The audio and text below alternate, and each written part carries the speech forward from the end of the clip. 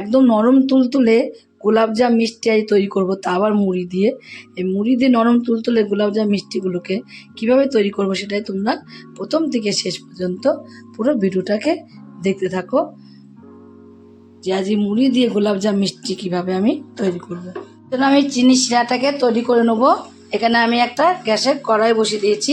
কড়াইয়ের মধ্যে মেজারিং কাপের 1 কাপ চিনি দিয়ে দেবো, আর জল দেবো এখানে আমি 2 কাপ। এখন দেখো চিনিটা কিন্তু মেল্ট হতে শুরু হয়ে গেছে। চিনিটা মেল্ট হলেই কিন্তু হয়ে যাবে। আর যে বেশি চিটচিটে ভাব তৈরি করতে হবে মিষ্টির শিরাটা, সেটা কিন্তু না। চিনিটা মেল্ট হয়েও হতে আসতে এবার এখানে আমি দেখো একটু এলাচ মুখগুলোকে ফাটিয়ে নিয়েছি, এলাচটাকে দিয়ে দিয়েছি। দিয়ে এর মধ্যে একটু এলাচটাকে এর সঙ্গে কিন্তু তোমার ফুটিয়ে নেবো। এলাচটা দিলে খুব সুন্দর একটা ফ্লেভার আসবে। আর এলাচের বদলে তোমরা যদি মনে করো এলাচের গুঁড়ো দেবে, তোমরা কিন্তু এলাচের গুঁড়োটাও এর মধ্যে দিয়ে দিতে পারো। এখন দেখো চিনিটা কিন্তু একদমই পুরো মেল্ট হয়ে গেছে। শিরাটাকে আমি এটাকে এক সাইডে রেখে দেবো নামিয়ে। চিনি শিরা করতে এমন কিছু টাইম লাগে না, শুধুমাত্র চিনিগুলো মেল্ট হয়ে গেলেই একদম পুরো চিনি শিরা তৈরি হয়ে যায়। আমি মিষ্টির রসটা করে রেখে দিয়েছি এক জায়গায়, আর ওখানে নামিয়ে রেখে দিয়েছি। নামিয়ে রেখে এখানে একটা মিক্সির জার নিয়েছি। জারের মধ্যে এখানে আমি 1 বাটি মুড়ি নিয়ে নেবো।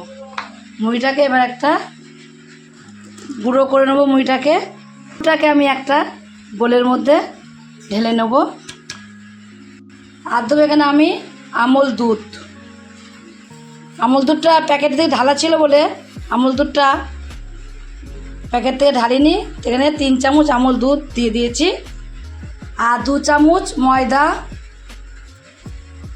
অল্প একটু লবণ, এলাচটাকে একটু গুঁড়ো করে নিয়েছি। এলাচের ফলগুলোকে ভেতরে, সেই এলাচের ভেতরে ফলগুলোকে আমি মধ্যে দিয়ে দেবো।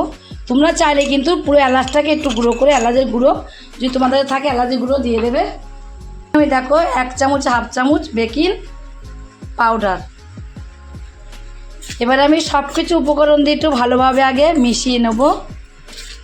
আমি এখানে আমুল দুধ দিয়েছি, তোমরা যদি মনে করো লিকুইড দুধ দেবো তোমরা কিন্তু লিকুইড দুধও দিতে পারো। এর মধ্যে কিছু মিশিয়ে নেওয়ার পরে অল্প অল্প এর মধ্যে আমি জল দেবো। জল দিয়ে একটা ডো মেখে নেব। আর একটা জিনিস দিতে ভুলে গেছিলাম, এর মধ্যে দেখো একটু ঘি নিয়ে নিয়েছি।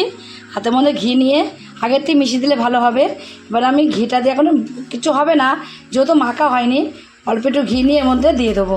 তাহলে খুব সুন্দর একটা ফ্লেভার আসবে, দেখবে মনে হবে না যে এটা আমি মুড়ির গুঁড়ো দিয়ে করেছি, এত সুন্দর ফ্লেভারটা আসবে।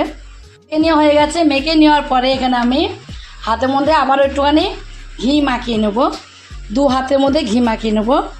2 হাতে ঘি মাখিয়ে নিয়ে এখান থেকে অল্প একটু অংশ আমি নিয়ে নেব। নিয়ে হাতের মধ্যে নেব, নিয়ে এভাবে গোল করে নেব। আগে ডান হাতের মধ্যে নিয়ে একটু সমান করে নিতে হবে। সমান করে নিয়ে তারপরে বাঁ হাতের মধ্যে নিয়ে এভাবে গোল করে নিতে হবে। গোল হয়ে গেল, আর কত সুন্দর হয়ে গেল। সব মিষ্টিগুলো দেখো আমি একই রকম করে তৈরি করে নিয়েছি। তৈরি করে নেওয়া হয়ে গেছে। ছোট্ট একটা লাস্টে ছিল, এটাতে ছোট্ট করে নিয়েছি। দেখো কত সুন্দর লাগছে। এবার এই মিষ্টিগুলোকে আমি এক সাইডে রেখে দেবো। ওই দিকে করে তো মিষ্টিগুলো রেডি করে রেখে দিয়েছি। এদিকে দেখো গ্যাসে একটা ফ্রাই প্যানে কিছুটা তেল গরম করতে দিয়েছি। তেলটা কিন্তু এখন গরম হয়ে গেছে। তেল গরম হয়ে গেলে আমি এখান থেকে মিষ্টিগুলো একটা একটা করে এর মধ্যে সব ছেড়ে দেবো। মিষ্টিগুলো কিন্তু আমি এর মধ্যে দিয়ে দিয়েছি। দেখো ফুলে কতটা বড় বড় হয়ে যাবে তোমরা দেখবে। আর এইভাবে নিচ থেকে কিন্তু মিষ্টিগুলোকে একটু উল্টে পাল্টে দিতে হবে। আমি উল্টে পাল্টে কিন্তু একটু লাল লাল করে ভেজে নেব। একবারে গোলাপ জামুন যেমন তোমার কালারটা আসে ঠিক সেই রকম কালারই কিন্তু হয়ে যাবে, দেখবে ভাজতে ভাজতে। যত এইভাবে ঘুরিয়ে ঘুরিয়ে নাড়বে আর যত হতে থাকবে দেখবে তত কিন্তু কালারটা অনেক ফেড হয়ে যাবে। কালারটা আস্তে আস্তে চলে আসতে একদম গোলাপ জামুনের মতো কালারটা চলে এসেছে। এখন কিন্তু আমার ভাজা হয়েও গেছে। এবার আমি কি করব, একটা ঝাঁঝরি হাতা নেব, নিয়ে তার মধ্যে সব গোলাপ জামুন মিষ্টিগুলোকে তুলে নেব। এবার ভালো করে আমি তেলটাকে একটু ঝরিয়ে নেব। তেলটাকে ভালোভাবে ঝরিয়ে নিয়েছি। ঝরিয়ে নিয়ে দেখো এখন যে আমি এখানে মিষ্টির শিরাটাকে তৈরি করে রেখে দিয়েছিলাম, সেই মিষ্টির শিরার মধ্যে এবার আমি এগুলোকে সব দিয়ে দেবো। গোলাপ জামুন সব মিষ্টিগুলোকে এর মধ্যে দিয়ে এবার এগুলোটাকে আমি 5 থেকে 6 ঘন্টা কিন্তু এইভাবে রসের মধ্যে চুবিয়ে রেখে দেবো।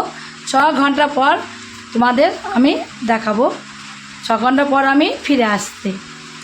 এখন দেখো, তোমাদের বলেছিলাম আমি যে 6 ঘন্টা বলেছিলাম, 5 থেকে 6 ঘন্টা, এটা দেখো মাত্র 2 ঘন্টা হয়েছে।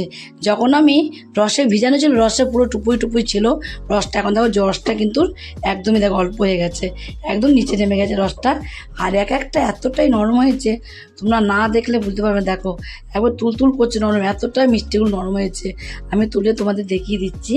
মিষ্টিগুলো আমি এখন একটা প্লেটের মধ্যে নিয়ে নিয়েছি। আর রস দিয়ে দরকার, রস না হলেও কিন্তু হয়ে যাবে। প্রচুর প্রচুর নরম তুলতুলে হয়েছে মিষ্টিগুলো। তোমরা একদিন বাড়িতে নিজে তৈরি না করলে বুঝতে পারবে না যে মুড়ি দিয়ে এত সুন্দর গোলাপ জাম মিষ্টি তৈরি করা যায়। দেখো নরম, দেখো কেমন তুলতুল করছে, দেখেছো কি নরম তুলতুল করছে। অবশ্যই একদিনের জন্য হলে কি তোমরা এই মিষ্টিগুলো তৈরি করে বাড়িতে খেয়ে দেখো। যদি খেয়ে তোমাদের কাছে রেসিপিটা ভালো লাগে, আর তোমরা যদি ফেসবুক থেকে দেখো, ফেসবুকের পেজটি ফলো করে দেবে। যদি ইউটিউব থেকে দেখো, ইউটিউবের চ্যানেলটি সাবস্ক্রাইব করে দেবে। পাশ থেকে বেল আইকনটা প্রেস করতে ভুলবে না, তাহলে নতুন নতুন রেসিপিগুলো তোমাদের কাছে কিন্তু তাড়াতাড়ি পৌঁছে যাবে। আমার চ্যানেল কিন্তু বন্ধুই থাকো, সাবস্ক্রাইব করেনি প্লিজ সাবস্ক্রাইবটা করে দেবে। সবার আগে তোমাদের কাছে নোটিফিকেশন ঢুকে যাবে। ছোট্ট করে লাইক করো, কমেন্ট করো, অনেক অনেক শেয়ার করো। নমস্কার বন্ধুরা, দেখা হবে আবার পরের রেসিপিতে।